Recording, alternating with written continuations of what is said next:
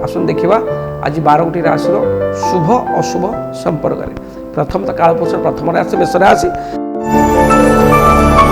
आज दिन मेष राशि व्यक्ति बहुत भल फल प्रदान कर कौन से कार्य को नहीं आपण आज बहुत तत्पर रहे कर्म तत्पर रहे किंतु बेले बेले आपणकर उन्नति देखी आपणकर निजर लोक आपण असुविधा पकड़ चेष्टा करेंगे। आज आपण निज लोक मुखा पिंधा लोकंकर असल परिचय आज आप पाइबे किंतु आज आप कौन तरबरिया भाव कौन कार्य करतु ना निजर परिवार पे आज आप समय अतिबाहित करेंगे।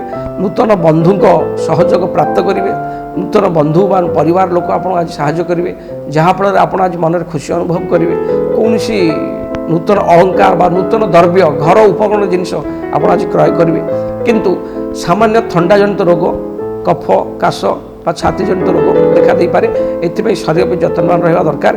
प्रायतः आर्थिक क्षेत्र कर्म क्षेत्र में शुभफल पाइबे।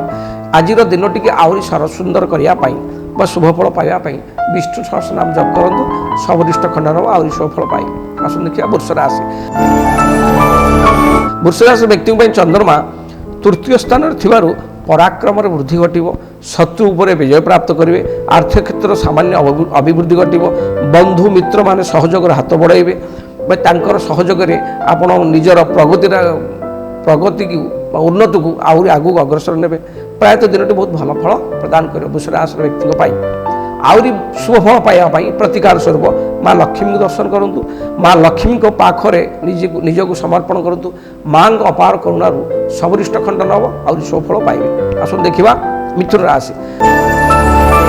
मिथुन राशि व्यक्ति आज द्वितीय चंद्र हेतु मनर व्याकुलता लगी धनर आगमन हेले व्ययभाव बढ़ी चलो। आज आप कर्म तत्पर हे परिवार पे आज चिंतित रहिबे। आपणकर संतान संतति माने कर्म क्षेत्र में बहुत प्रसज्जित होबे। नूतन धातु द्रव्य क्रय करेंगे। स्वादिष्ट भोजन आज प्राप्त करेंगे। प्राय दिनटी आज आप बहुत भलरे काटिबे असुविधा किसी ना। प्रतिकार स्वरूप आज आप छोट छोट पिला चॉकलेट दिंतु खाइबा जहाँ भी रिष्ट सब खंडन हम शुभफल निश्चय पाइबे। आसन देखा कर्कट राशि। कर्कट राशि व्यक्ति में आज दिनटी बहुत भलरे कटिबो। मनर शांति मनर दृढ़ शक्ति सम्मान हो। बेपार वाणिज्य दुई गुण तो लाभवान करेंगे। शरीर निरोग समाज पर मंगल कार्य करी जन समाज में बहुत प्रशंसित हेबे।